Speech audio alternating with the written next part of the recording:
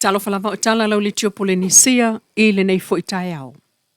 Ua toe sui le whaatatianga o ngā luenga le whaamsinonga whaaitu malo. E lona whaamsino le fio ngā talasa atua sa angatalu mai le awa ulia nafi. Ina ua savali ai nei le vai aso lona wha o le whaamsinonga. O le to ono o lo o molia I le whaia o tala tau whaate se. Whaalumaluma mal tau pule pule. Peitai I le vave whaata ape ai o le whaamsinonga whaaitu malo. O le aso lua sfulfitu a uni, ina ua saunoa Judge Talasa, e toe usuai I le aso, e tu ina mai ai lana whaai unga whaatatau, I le talo sanga leitu te e mo le whaapau ese o molianga o le tau pule pule, ai whaau au pea le whaamsinonga iona la asanga I tatau wai. Ina e tali tonu leitu te e le ngata ina le aini whaamaumau ngā leo whaamao nia molianga o le whau po le tau pule pule, ai sa toe fasilingia fo I le moli mau o Marie, mai loa ai, ele I ai lava se taimi na o fia whaatasi ai le to ono o molia I se la tau talanoanga o se tau pule pulenga. Pei ona ta ua I le moli mau o Marie, na la whailoa I mala au li e ta ua tu le vala awane a ona mātua, sa la whailoa I fo I mafpule ai. O le whailoa I ngamali o mal tamaita I leo na whailan whaamtalanga. O le tala lava e tasi e tau tala I le mea moni. Ina ua umane le moli mau o leo le tamaita I o Marie mai e ta ua sa o le lei. I le suia e leo o lana whaamtalanga, mai le iai le awala na lawe ai le tama, I le ele iai ma Samuelu, o le tau whaamalo sia o ia pulea I, ma le whaamalo sia o ia e Samuelu, na ta o Maria sa o le lei o mea whaapi umana a leo I le whaamtalanga, na la tau tusi ma avatu e saini ai. Peita ai o le toe suia ai o le whaasolonga o le whaamsinonga, a le tamaita I whaamsino, Judge Talasa, I le luai tūla talu na ia whaata apelan whaamsinonga ana nafi. Ina ia whaata atia ese ai loa le tōlau lau mai ai, o lana whaai unga whaatau le tāl sanga leitu te ele sa tu e tau mai le so, se ia maea o na ilo whaamtalanga leo, ona whaatu atanga ile ai lana whaai unga le tāl sanga o tā ua ilunga, mo le whaapau ese o mōlianga o le tau pule pule. O suinga o le whaasolonga al whaamsino, Judge Talasa, e au fiai ma le amata o le whaamsinonga le afo le valu le tai au I le iwa I le pō. Mai le fitus fluono mōli maua leo. Na le to valu I a mariwa mai au na vala au, ma whaau au mai ai I le so. Ua whaamawai aloa I ai le whaaton sili au au mtanga luenga le soifua malolo ina le fionga ai ono Dr. Alec Ekeroma il mai asonei. E ala ilana tusi whaamawai o le aso sfuluono yunilu o lua lima. Wa ngia I lungo le tūlau o le mtanga aluenga. Pei tai o le aso tolu sfulu o le maasina nei e umailo na taiminga lue o se whaatonu. Ai taliwa ne loe ta penalan whai ngā pālota mo le pālota telo au kusa lua I valua o lua lima. Ila na tusi o tā uai sa tu ula vai wha umalan kon kalate tolu tau sanga e mai ai te se mol tau sanga nei. Pei tai ua vave o na whai al pālota tele ua wha ma vai mai ai le taimi nei. Mai wha aftai ai tangata tai to tasim wha lapo tonga tu mooti male malo I Samoan nei. Mātunu e mamau le lato langlonga sua I lona taimi o tu mai le foe. O lo lato sao, sa mawhaiai o na whaawau ngā luenga wha al soifua malo loina. Whapena foi o na ialo, ia le sao le mta ngā luenga al malo. Ile ngā luenga whai whaatasi ma le mta ngā luenga le soifua malo loina. Whapena foi o na ialo, ia le sao tausi soifua, fō mai, au whai ngā luenga. O lo ngā lulu e pēla pēa e tautua ma whaamalia ina ai, le tunu e pē o no o atu, ia whaamatalanga le lei. Na ia tā ua fo I le wawe tu ua ai o le ngā luenga. Ai le imae a peitai o lo o iai lona whaatuatuanga le pūlenga mo le o whai ngā luenga. A le mta ngā luenga o iai nei. Ai o isi fo I tai. Wo la tō ngā whatia le whaatautainga o le au nanga. O lana whaamawaenga o le a le mō waipea. E whaawau lava o na tuatu lana langolango le mta ngā luenga. Ma le vaenga o le soifua malo loina po whea lava e iai. Ai usi mai le whaafonga. I le tala mai le whaamsinonga I le aso na nafi. E le atoa le luai tū lana wala a wele mta upu le tai ao le aso lua. I le vao le itua leo ma le itu te te.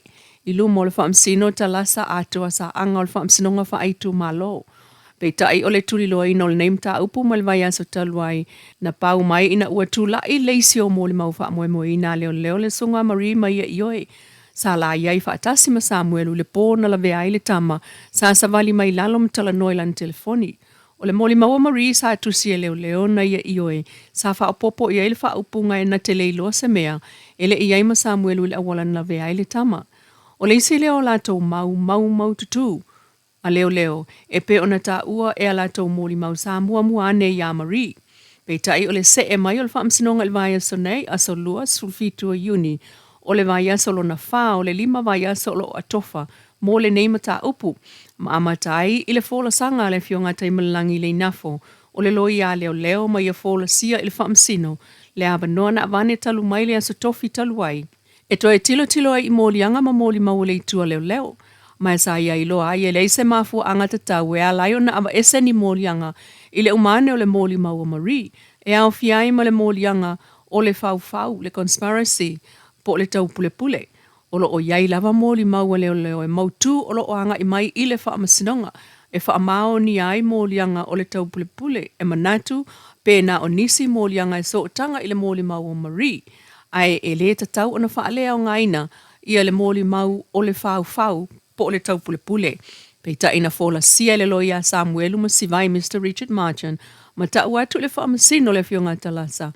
Ele o mawhai e leitua leo on wha amao ni a mai molianga o le fau. Ele ni moli mau e wha avai mai ei, na a wai wha atasi uma le to ono o lo o moli e le taimi e tasi, e whai wha atasi se la tau pule nga po se fau nga. E o lava i leo e le aini moli mau e ilo ai, sa wha amoe i statements sa tangata. Pe ana whai e iai ni moli mau, ai se ana le iai ia ni wha mau ngā leo. Ai le ai lava ma se moli mau a leo, o ta uai sa iai umale to ono lea, i se no whanga se tasi e whaia se tau pulenga. E o ia lise na wha to a fia ia se tema ai o whau whaunga na tupu ia aperila, mai te tau ona iai ni moli mau e wha amao ni ai le whau whaunga. E manatu le loia Samuelu, Mr. Marchand, e iai moli anga e te tau na ave ese, e ui ina fina wane le loia Marie. Le fionga tai malelangi sa le mau tonu pe na confuse Marie. Pe ta e manatu Richard, e le mawhai ona ia toi wha alea ngane lana moli mau o Marie. Pe ta ina fina wane le tamai ta iloia palangi Miss Catherine, o tu lai mo Samuelu e wha alea o ngā o moli anga e wha o le whau whaunga, po le conspiracy, mo le taimi nei, e na o moli anga o le whau o lo tau sanga tuaila to eva ese, no case to answer a o wha ngasolo i le wha amsinonga. Mai le ai se mau, e wha avai mai ai oni whaunga.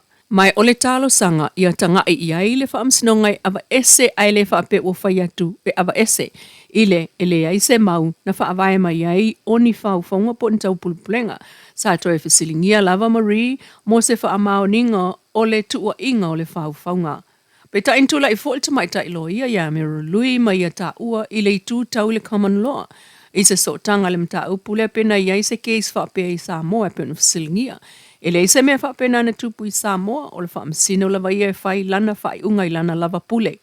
Whinau le loa ia li o whatamolama le sunga mapusua tania tro i loa i vaenga o tua i ai le whai o se whaunga, conspiracy charges, mai ia whea foi le no case to answer ai pule lava le whaamsino o iai ana le whai unga.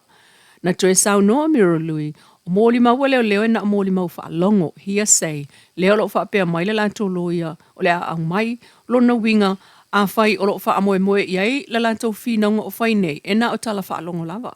Pei taina toi tau mo whai ane lava le loia leo. Le whionga taima le langi, whaapea iai vaenga o le mōli mau o Marie. Pei taina fasili te mai tai whaamsino ia talasa pe iai se isi mea e se mai iai, mai a tali o lo o iai whaamatalanga, ma toi fasili le whaamsino, po o iai ni mōli mau, ai le itali le loia leo. Ai puna ne loa le loia Samuelu Miss Catherine, ma lau le pepelo le loia leo. Pei tai, na wha umai loa le fionga le whaamsino Judge Talasa, le mata upu, au le taina le se fululua i le asolua, ana nafi aso sufitu, se iau lia mai, le aso lulu se fulu valo iuni e tu ina mai ai lana whaai unga, i le talo sanga le tu te emol wha lea o ngā ina o mōli mau, o le whaunga po le conspiracy. Mai loa ai fo i le isi la sanga o mōli anga ma mōli mau whaawau le nei lavam ta upu ina ua toe vai asa ma le afa o lo to toe. Ma le ono sulvalu mōli mau leo ele i vala awina. Talana o le nei tai au mai lo litio polisia.